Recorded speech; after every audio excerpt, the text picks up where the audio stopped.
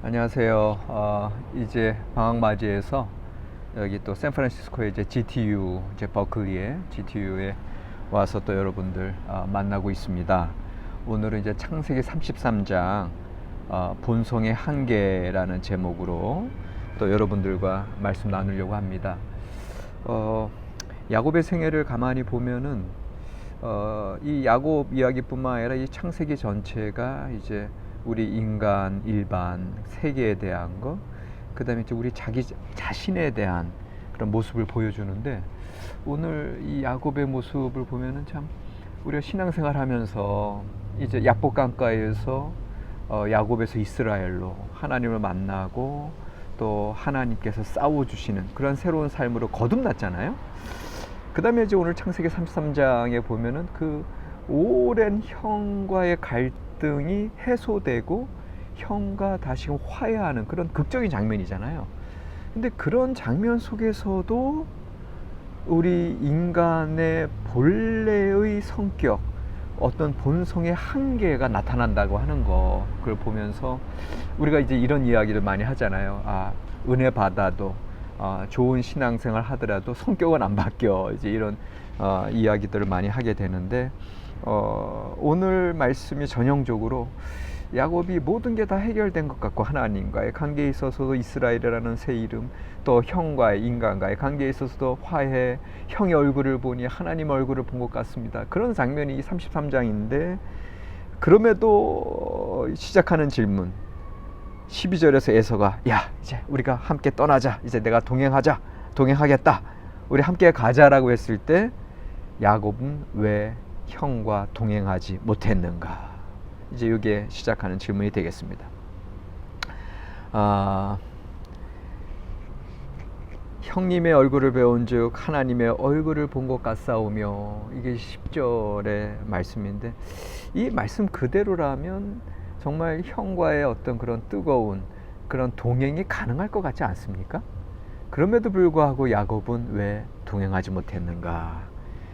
5가지로 야곱의 지금 본성의 한계를 오늘 본문에서 발견하게 되는데, 이제 첫 번째는 11절에 이제 야곱과 에서 사이에 사실은 이제 에서의 마음을 풀기 위해서 야곱이 선물 공세를 하잖아요. 그래서 에서가 이제 야곱과 화해한 다음에 야야, 이 모든 선물 이건 뭐냐라고 했을 때 제가 형한테 또 내 주라는 표현을 써. 나의 주님께 드리는 겁니다. 그랬는데 에서가 필요 없다고 하잖아요. 그럼에도 불구하고 야곱이 끝까지 야곱 에서에게 이제 선물을 주잖아요. 이게 뭐냐면 어떻게 보면은 주도권 싸움이에요. 선물을 건네는 데 있어서도 형 에서를 결국에는 이겨버리는 그러니까 본성의 한계, 야곱의 본성의 원래의 모습, 어릴 때부터 그냥 아득바득 형의 발뒤꿈치를 잡는 야곱의 모습이 이 은혜 받은 후에도, 또 형과의 오래된 앙금이 사라진 뒤에도 여전히 남아있다.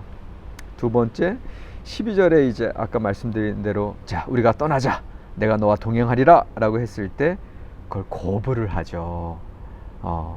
왜 거부를 할까 가만히 봤더니, 여러분들 우리 한글 개역 개정 성경에서는 에서가 내가 너와 동행하리라 이렇게 표현을 하지만, 이제 새 한글 성경 보면은 내가 앞서 갈 테니, 또 다른 새 번역이나 공동 번역 보면 내가 앞장서마 이렇게 나오거든요.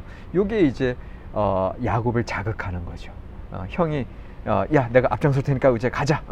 여기 우리 집 거쳐 있고 너 이제 여기 와서 새로 살아라고 했을 때, 그런 형의 주도적인 입장에서 또 짐짓 뒤로 물러서면서 형의 어떤 장자됨을 또 마음 깊숙이에는 그의 본성 한가운데서는 거부하고 있는 모습. 세 번째, 심지어는 이제 14절에 결국은 거짓말을 하게 되죠. 야곱의 본래의 어떤 기만적인 모습, 삼촌 라반의 집에서도 계속해서 아버지 이삭에게 장자권 받을 때도 그 거짓말하던 그의 본성, 어떤 습관, 이것들이 안 고쳐져요. 여기서도 형 먼저 가세요, 제가 나중에 쫓아가서 세일해서 형을 배우리다, 그 14절에 이렇게 거짓말을 하죠. 그가 언제 세일로 간 적이 있습니까? 어? 그 어쩔 수 없는 그 본래 야곱의 모습이 이제 세 번째라면 네 번째 이제 결정적으로 야곱은 세일 남쪽 이제 그들이 만난 곳에서 이제 바단 아람에서 내려와서 약복강가 건너서 얼마 안 되는 곳에서 만났잖아요. 그러면 세일로 가려면 거기서 남쪽으로 가야 돼요. 근데 17, 18절 보면 결정적으로 그는 정반대 방향으로 가요. 야곱의 일행이 다시 약복강을 건너왔잖아요. 약복강을 이제 숫곳으로 갔다고 하는 게 17, 18절에 숫곳, 그 다음에 세겜으로 갔다라고 하는 게 기록되어 있는데, 숫곳은 다시 약복강을 건너가야 되는 지점이고 세겜은 또 그쪽에서 서쪽 방향으로 가는 거지, 이 남쪽 방향으로는 절대로 그의 여종이 방향 설정되어 있지 않다. 참 그만큼 야곱은 아주 근본적으로 본성적으로 형의 어떤 장자권과 형의 주도권과 형의 앞장섬을 싫어하는 그런 야곱의 모습을 우리가 보면서 사람이 은혜 받아도 신앙적으로 뭐 성령 체험했다고 하더라도 본성은 성격은 변함이 없다라고 하는, 어떻게 보면 우리 자신의 모습이죠. 그런 것을 이제 발견하게 되고요. 끝으로 다섯 번째, 이게 야곱의 본성이 안 변하고 또 우리 자신의 모습도 마찬가지인 게 이제 17에서 보면 세겜에서 자기를 위하여 집을 져요. 그리고 나서는 제단을 쌓으면서 엘 엘로헤 이스라엘이라고 하는 이름을 붙이는데, 이게 뭐냐면 살아계신 이스라엘의 하나님의 제단이다, 이렇게 이제 이름을 붙였지만, 이게 사실 그의 본래의 마음은 자기 자신을 위한 집을 먼저 짓고 그 다음에 이제 제단을 쌓고, 결국은 하나님보다는 또 자기 중심적인 모습을 여기서 야곱이 노출시키고 있다라고 하는 거, 결국은 그가 엘 엘로헤 이스라엘이라고 하는 제단을 쌓은 것 자체에도 정말 하나님 앞에 제가 이 고향 땅에 돌아오게 한 그런 감사의 옛 베델에서의 어떤 서원 기도의 어떤 상기로 드리기보다는 그냥 자기 삶 속에서 자기가 이제 돌아왔고 자기를 위한 집을 짓고 그 다음에 자기를 위한 종교, 자기를 위한 신앙, 이런 모습들을 지금 보이고 있다. 그리고 어떻게 보면 그런 모습이 또 여전히 우리에게도 있는 것을 발견하게 되는 거죠. 자, 그러면 도대체 그 상황에서 인간적으로 야곱이 에서와 동행하지 못했던 것에 대해서는 이제 우리가 그의 본성에 대한 걸 좀 발견했고요. 그 다음에 사실은 여러분들 그냥 야곱이 그냥 옛날 이삭처럼 순종하고 양보하는 사람으로 순진하게 형과 화해했으니 이제 세일 땅에 내려가서 형과 사이좋게 살아야지 하고, 만약에 여기서 거짓말 안 하고 그냥 그 변화된 모습으로 순진하게 또 신앙적으로 순종하는 모습으로 갔다, 야곱과 에서의 가족들, 그 식구들이 편안하게 잘 살았을까요? 또 그건 아니죠. 그러니까는 야곱이 사실은 좀 본성의 한계로 인해서 거짓말하고 세일 땅에 같이 에서에게 내려가진 않았지만, 그럼에도 불구하고 사실은 에서에게 내려가지 않는 그런 현실적인 인간적인 판단은 맞는 거예요. 왜 그래요? 아니 지금 야곱의 식솔만, 그의 가축과 그의 가족들 규모만 엄청나잖아요. 에서도 그 정도의 규모가 있을 거 아니에요? 이들은 목축업을 해요. 그러면 땅이, 목초지가, 그 오아시스가 모자랄 거 아니에요. 그러니까 여전히 기껏 화해했다가 다시금 다툼이 일어났겠죠. 그러니까 지금 에서를 따라가지 않는 건 현실적인 판단으로는 맞아. 그럼에도 불구하고 제가 신앙적으로는 본성의 한계가 드러났다라고 얘기를 했잖아요. 그러면 그 뭐 내려가라는 말이야 말라는 말이야, 이제 그 소리가 아니라 분별력 있게 현실적으로 행동한 야곱의 어떤 인간적인 지혜는 맞다라는 거예요. 그러나 신앙적으로는 그렇게 거짓말을 하고 형 내가 계속 형 간 다음에 나 쫓아갈게요, 그렇게 거짓말로 약속하는 건 아니라는 거죠. 더군다나 내가 앞장서마 이제 에서가 얘기했을 때 또 그게 좀 그의 어떤 장자권에 대한 어떤 그런 그의 컴플렉스를 건드렸을 거 아니에요. 그러니까 그런 문제들을 해결할 만한 신앙적인 힘, 그 다음에 신앙적인 어떤 결단, 그런 모습들이 보였어야 한다라는 거죠.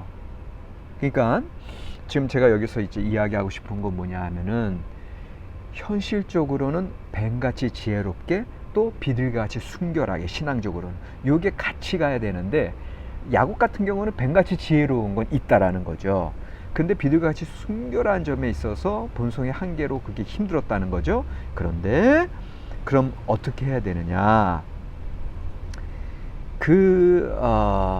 하나님께서 여러분들 사실은 지금 33장인데 계속 침묵하고 계시죠. 이제 여기 지난번에 말씀드린 대로 형을 만나기 직전에 그가 얍간과 씨름하기 전에 하나님께 기도할 때 응답 안 하셨고, 그 다음에 이제 그 천사가 나타나서 이스라엘 이름 주고, 그리고 나서도 아직까지 하나님이 침묵하고 계시고, 34장 그 다음 장에 가면은 사실은 숫꽃 세겜에 가서 흉한 일을 당하잖아요. 예. 그런 일들을 경험하고 나서, 그러니까 사실은 그런 흉한 일들 경험이 그가 이제 에서에게 거짓말한 것의 어떤 그런 결과로서도 볼 수 있는데, 그러나 여러분 35장까지 가보세요. 그러면 이제 침묵하시던 하나님께서 뭐라고 말씀하시냐면 베델로 가라 이렇게 말씀하시죠. 그러니까는 오히려 침묵하신 하나님은 사실 야곱이 지금 이 모든 과정 속에서 옛날 형을 피해서 도망갔을 때 베델에서의 그 하나님을 보고, 베델에서의 그의 결단한 그 기도로 그가 상기하고 그 하나님과의 약속을 지키는 걸 기다리셨던 거죠. 그러나 이제 그런 딸 디나의 어떤 사건이 일어나고, 또 그것으로 인해서 형제 레위와 시몬이 또 그 세겜 사람들 다 혈육 피로 살상하고 막 이런 것들이 다 지나고 나서야 하나님께서 안 되겠다 해서 그제서야 35장에서 말씀하시는 걸 보면, 사실 야곱이 간과하고 있었던 건 하나님과 약속이죠. 베들에서의 꿈이죠. 그러니까는 사실은 에서를 만났을 때에 이 말씀이 우리에게 전하는 메시지는, 에서의 그 초청에 동행하자고 하는 초청에 야곱이 무작정 거부하고 또 거짓말로 형 나중에 쫓아갈게요가 아니라, 솔직하게 형 그 베델에서의 꿈, 베델에서의 하나님 경험을 진솔하게 에서와 나눴어야 했다는 거죠. 그래서 형 저 사실은 이런 하나님 경험이 있었고, 그래서 사실 형과 세일 가서 같이 살아도 좋지만 저는 하나님께 서원 기도한 게 있고 결단한 바가 있기 때문에 베델로 가야 됩니다. 형 제가 베델에서 또 잘 새롭게 정착할 테니 나중에 또 만나서 때때로 그렇게 함께 우리 부모님들과 좋은 시간 가져요. 이렇게 했어야 됐다는 거죠. 그럴 때 그가 뱀같이 지혜롭고 비둘기같이 순결한 그런 삶이 완성이 되지 않았을까. 그래서 우리 본성의 한계를 극복하는 방법, 결국은 말씀과의 동행입니다. 하나님과의 그 약속에 대한 항상 그 하나님 그 약속을 통해서 받은 그 말씀을 기억하고, 그 어느 사건, 어느 상황, 어느 시점에서도 주님의 말씀대로 행하고자 할 때 비로소 우리의 그 어려운 본성들이 극복이 되는 역사가 나타나게 될 줄로 믿습니다. 고맙습니다.